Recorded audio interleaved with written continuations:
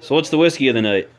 Single barrel select, little Jack Daniels. Need to finish this off so we can turn the bottle into a lamp. We're getting some pour action. This one's going over ice. Drive shaft safety loop kit so we can build our own. Sweet. From Summit. Fittings for the brakes. Yep, one more hose. Small parts. In case you didn't. Literally says small parts. That was probably expensive. Another bulkhead fitting that Brandon's going to use. I'll try not to break.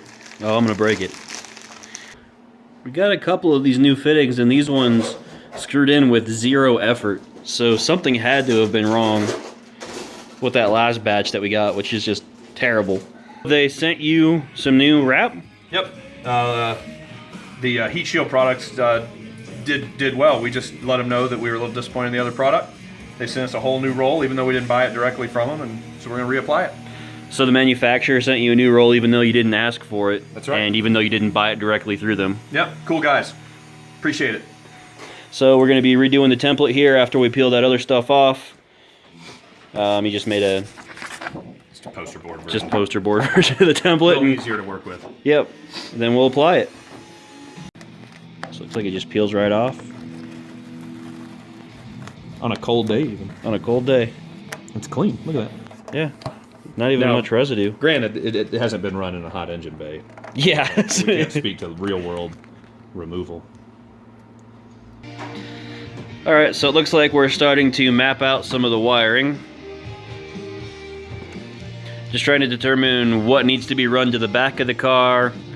As you can see, we got the battery box, and then this is the reservoir for the intercooler. Unfortunately, you can't do wiring or anything at all underneath the car, so everything's going to have to be either run through the transmission tunnel or along the inside, which is probably what we're going to do with the power wires. Probably going to put the fuse box here. Not quite sure where we're going to put the Dominator yet. But yeah, it's quite a bit of wiring. As you can see, there's the fuse box down here. So it's going to be a project and a half itself. He's electrical taping all of the conduit because it looks nicer. It does look nicer.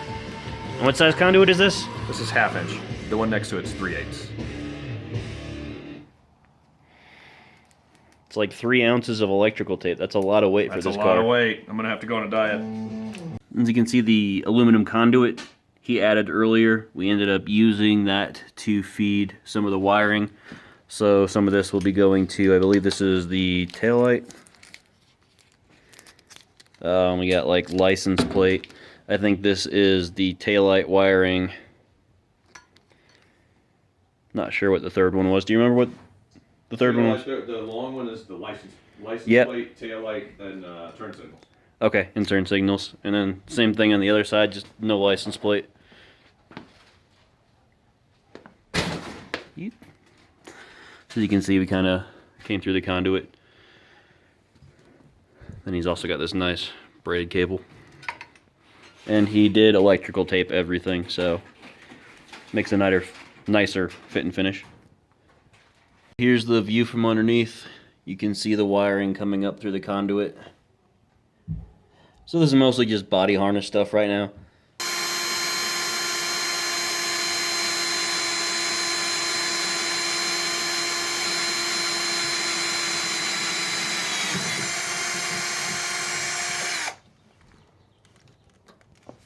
You can see where he's running the wire and conduit up through the center, kind of like the water lines for the intake manifold, and it looks like the brake line. And they end up coming back through here. Yes. That's exciting. And this piece goes essentially right along here. We're just going to kind of line it up. I'm going to cleco the 2 ends. So I'll put one on this side and then come over there. Okay.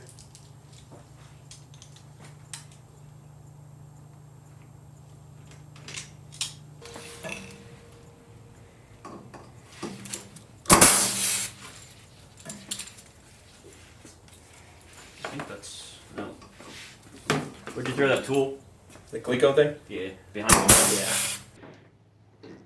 So did you want to hang this piece or no? I don't know. What do you think? I think we should wait. It's tempting, isn't it? It's way too tempting. The same with the piece, the wheels. Yeah. Putting the motor in that way versus that way. Yeah, I'd rather have the access for now. Today it'd be awesome. Yeah. But when we go to drop the motor, we're gonna say, "Damn it! Why did we put the panel in?" Pretty much. Now that said, the motor is gonna come in and out of this car. We know that's gonna happen. But for the first time when It'd we're be way routing easier, stuff, because I mean, just getting otherwise now we've got to go this way. and getting to like the wiring down in here, it's just gonna be a I'm with pain. you. I really want to put it in. Yep. But it really doesn't make sense. That's a bummer. That just got me excited for nothing. Well, can we do any of the interior? Yeah, I'm gonna see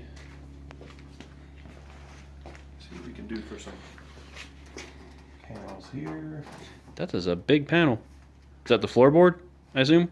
That should be this side's floorboard.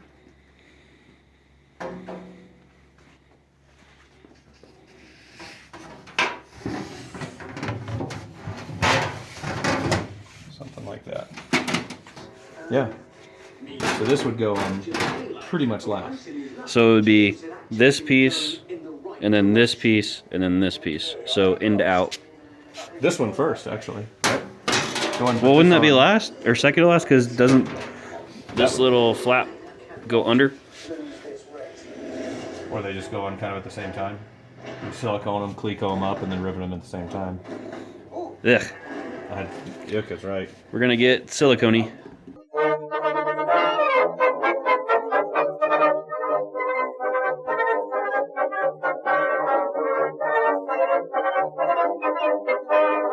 Try nothing. So we're gonna throw in some of these rivets and call it a night. But what I want to do is show you some other types of compressor style. Alright guys, so that wraps it up for today. Pretty soon we're going to be putting the motor in and probably doing some interior work. Pictured here is an intake manifold I covered in my previous video. It's actually for this car. It's a combination intake and air to water. So be sure to check that out if you're curious about the solution we came up with. With that being said, you guys have a good day, and we'll see you next time.